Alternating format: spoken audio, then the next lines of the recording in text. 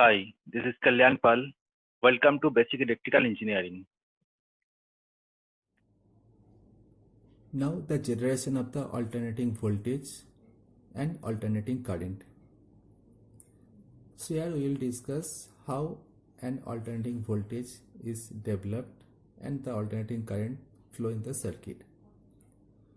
Remember one thing, the voltage or the electrical power that is generated in bulk is always follow the Faraday law of electromagnetic induction. So according to the Faraday law of electromagnetic induction, we know that if a conductor is experience a change in flux that cut the conductor, then an EMF will be induced in the conductor. That means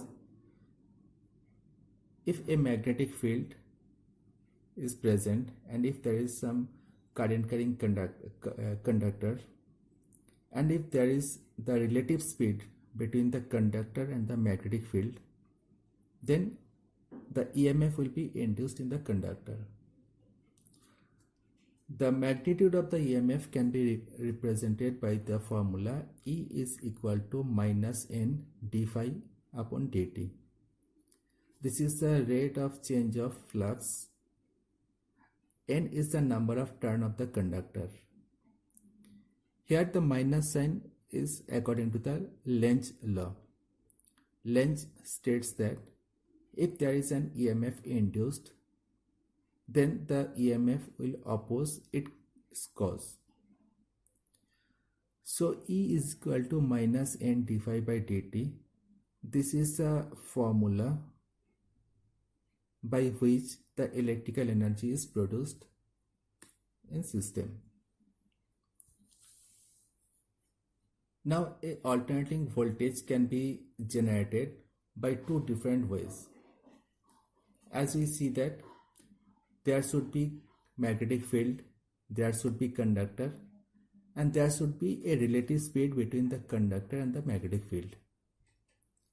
So we can achieve this system in two different ways. The first, we can generate the alternating voltage by rotating a coil in a uniform magnetic field at a constant speed. That means the magnetic field here will be constant, uniform magnetic field, and we will rotate a coil within this uniform magnetic field. So if we rotate the coil, then definitely the conductor that will cut the magnetic field, it will change along with the position of the coil. Therefore, according to the Faraday law of electromagnetic induction, the EMF will be induced in the coil. In the second type of system, we can rotate a uniform magnetic field within a stationary coil at a constant speed. That means in the second system, the coil will be stationary. The coil will be fixed in a particular position, but the magnetic field will be rotating.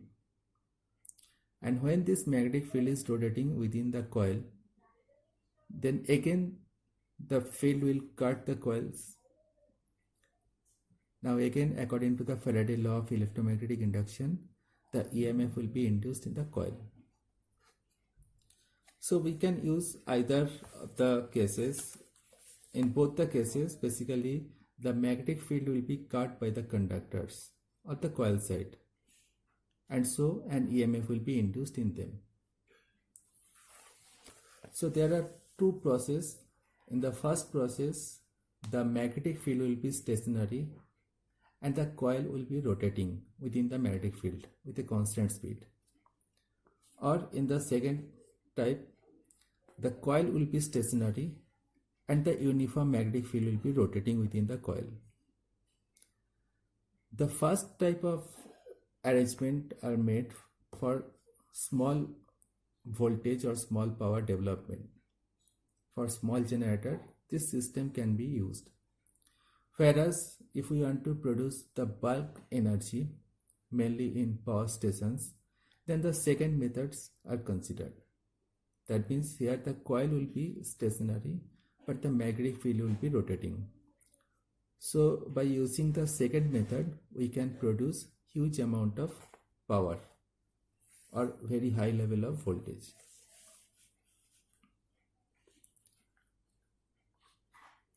Here the direction and the magnitude of the induced EMF in the conductor is basically depends upon the position of the conductor.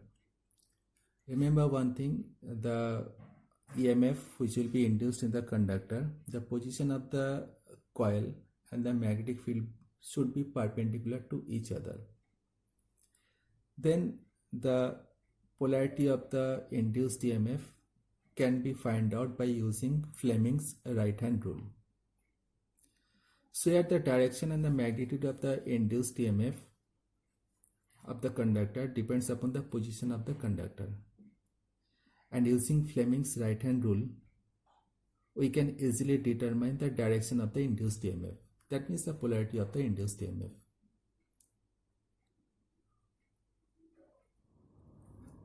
Earlier, I have mentioned how the alternating voltage can be developed. So here it is the schematic of the two options. In the first case, where the magnetic field is uniform and steady, and the coil will be rotating within the magnetic field. So here the arrangement is, we have used two poles of the magnet, that is the north pole and the south pole. Say an uniform magnetic field will be developed,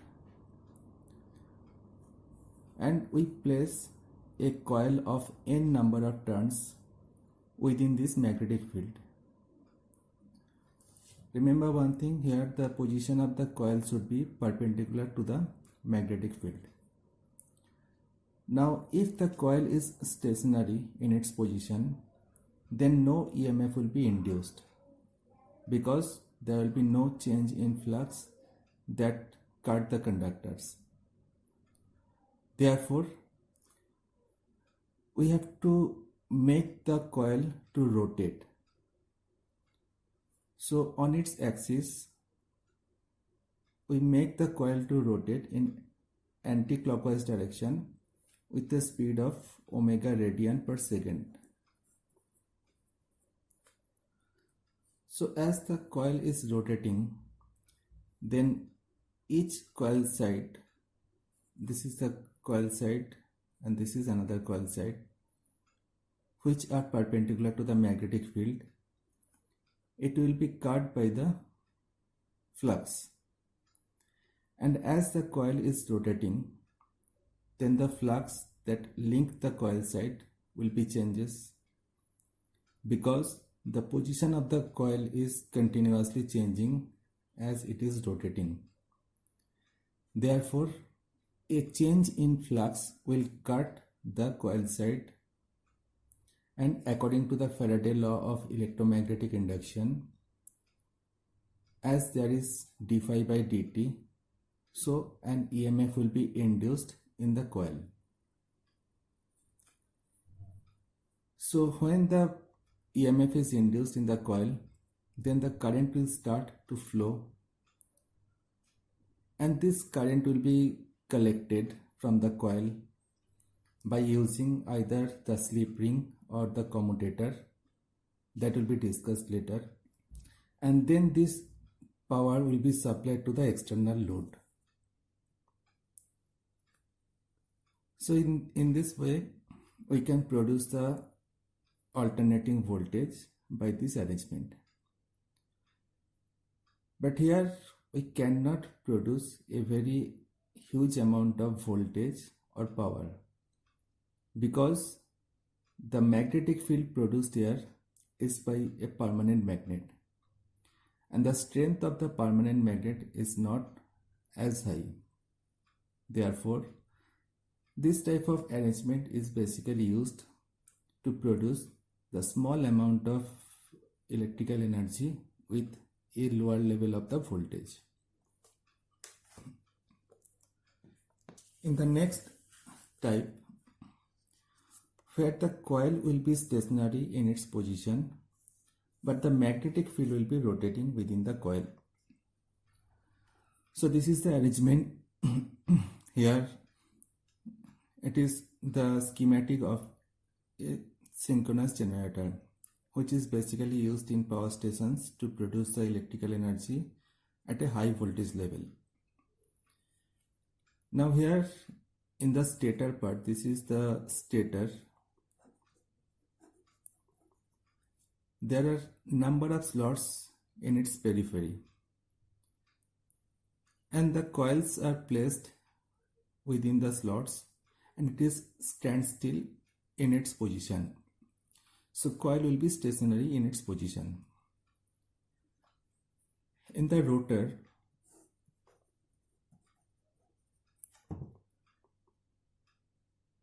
some electrical energy is supplied to the rotor. There will be some coil, so an electromagnet will be produced here. The power supply is given here to the rotor windings to produce the magnetic field. It is DC supply. Therefore, the polarity of the electromagnet will be constant. Let's say this is the north pole and this is the south pole. So a constant magnetic field will be produced, and it will flow from north pole to south pole, as we all know. Now if we make this rotor to rotate by some external prime mover,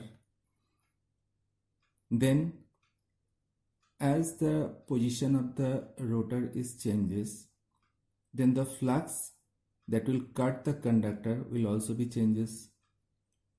If the rotor is rotating, let's say in the clockwise direction, then the magnetic field that is produced in the rotor, it will cut the stator conductors. But as the position of the rotor is changing, then the flux that will cut the stator conductor, it will also be changing with respect to the time. So according to the Faraday law of electromagnetic induction, again the EMF will be induced in the stator conductors. And now this power, electrical power, can be collected from the stator coil, and it can be supplied to the external load. So by using this arrangement, we can produce a bulk amount of energy, electrical energy, at a very high voltage level. Normally in power stations, these arrangements are used to produce the electrical energy. So these are the two different type of methods to produce the electrical energy. One is when the magnetic field is uniform and steady, and the coil will be rotating. In the second option, the coil will be stationary and the magnetic field will be rotating. Okay. Let's derive the equation for alternating EMF. Here I have taken the first type of arrangement, that means the magnetic field is steady and uniform, and the coil will be rotating in nature. So this is the coil. Initially the coil is along the x-axis. There is a constant magnetic field is produced. Let n is the number of turn of the coil. So here I have used a coil with n number of turns. Let B is the flux density of the uniform magnetic field in Weber per meter square. Phi m is the maximum flux that link the coil. And let's say omega is the angular velocity of the coil in anti-clockwise direction in radian per second. So the arrangement is, there is a constant magnetic field, uniform magnetic field, with phi m is the maximum flux in Weber. The position of the coil initially is along the x-axis. It is the top view of the coil. So this is a part of the coil, and we assume the coil is rotating with a velocity of omega radian per second in anti-clockwise direction from its initial position, that means from the x-axis. Now consider the time to be measured from the instant of the coincidence of the plane of the coil with the x-axis. That means when the coil is along the x-axis, from that instance we'll start to consider the time.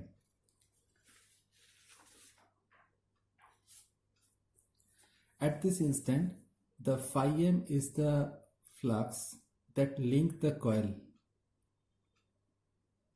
This is the total amount of flux that link the coils. Now, when the coil is moving in anti-clockwise directions for t seconds, let the position of the coil is as shown in the figure. So, in this case, the coil is initially along the x-axis. It will start to rotate in anti-clockwise direction with omega radian per second, and after t seconds, this is the position of the coil. So the angular displacement of the coil with the x-axis will be omega into t, and that can be considered as theta.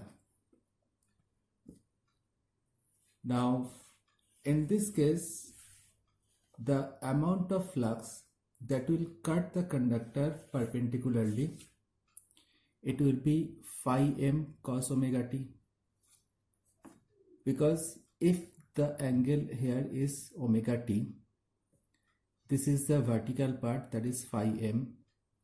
So from the relations we can see that this angle is also theta, that is omega t. Therefore, the amount of flux that will link the coil perpendicularly, it will be phi m cos omega t, and the other part will be here, and it will be phi m sin omega t. But remember one thing, we consider only the flux which cut the conductor perpendicularly, that means phi m cos omega t. So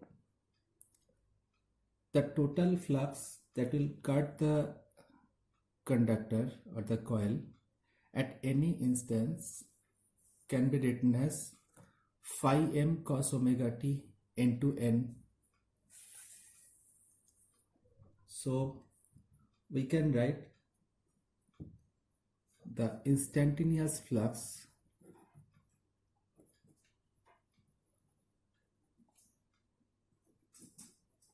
that cut the conductor is n phi m cos omega t.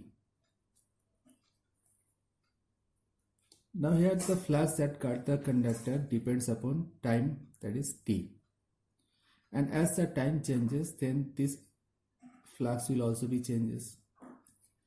Therefore, according to the Faraday law of electromagnetic induction, the EMF which will be induced in the coil can be written as n t upon dt of phi m cos omega t.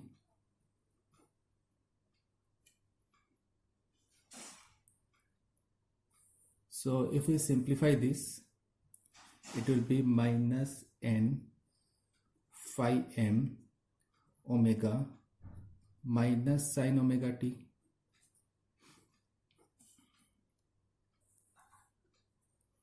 So E will be n phi max omega sin omega t. So that is the instantaneous EMF which will be induced in the coil of n number of turns, where phi m is the maximum flux and omega is the velocity of the coil, angular velocity of the coil.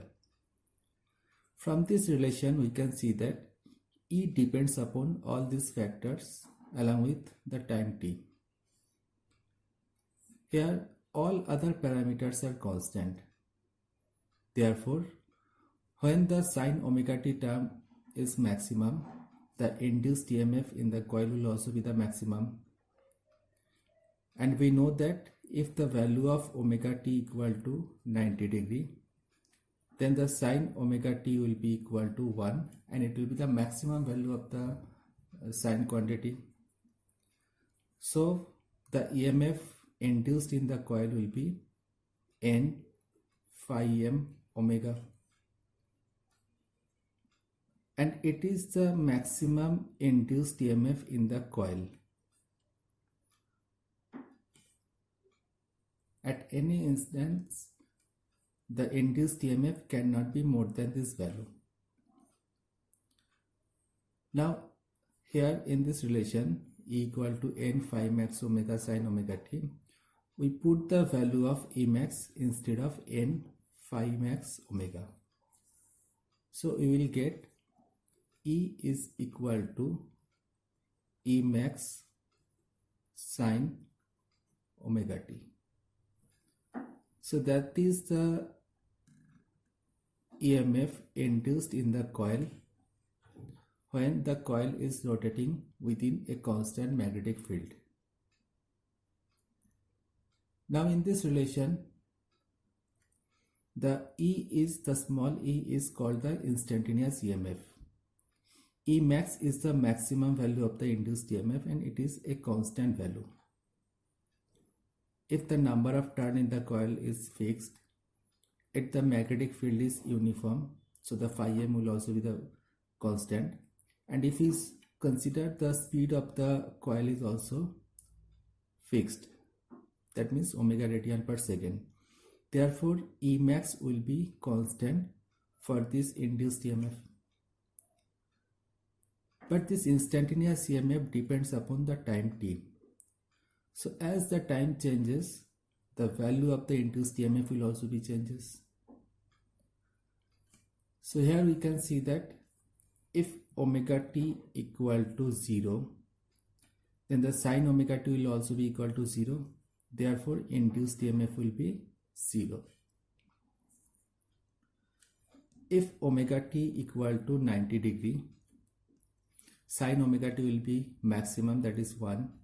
So the induced EMF will be maximum. When omega t equal to 180 degree,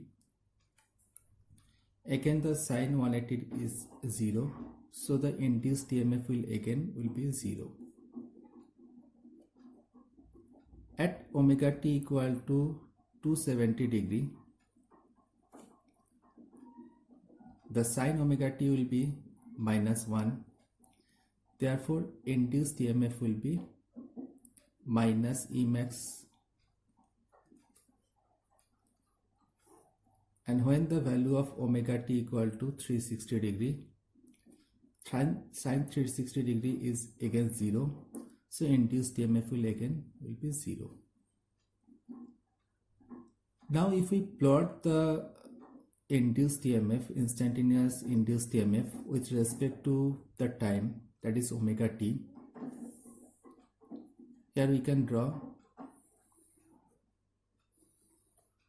So this is the induced EMF, instantaneous value of the induced EMF, and this is omega t. So at omega t equal to 0, the induced EMF will be 0. At 90 degree, it will be maximum. At 180 degree, again the value will be 0. At 270 degree, the value will be negative but maximum. And at 360 degree, again the value will be 0. So if we plot all the instantaneous value of the induced EMF with respect to the time, that is omega t, we will get this type of sinusoidal waveform.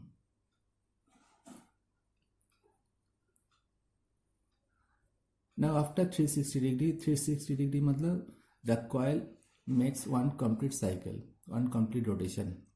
So after 360 degree, again it will start from this position, and this process will be continued.